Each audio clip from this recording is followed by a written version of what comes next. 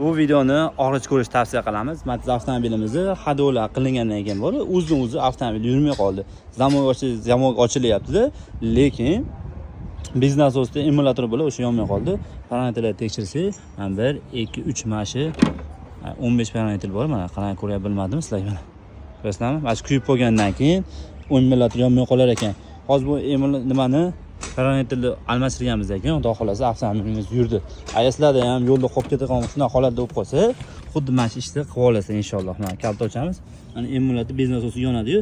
Agar mashina yonmay qolar ekan. Bismillahirrohmanirrohim. Mana endi yurdi. Qolgan dinamni remeni bo'shib qoldi. Xudo xolasa buni qatib beramiz.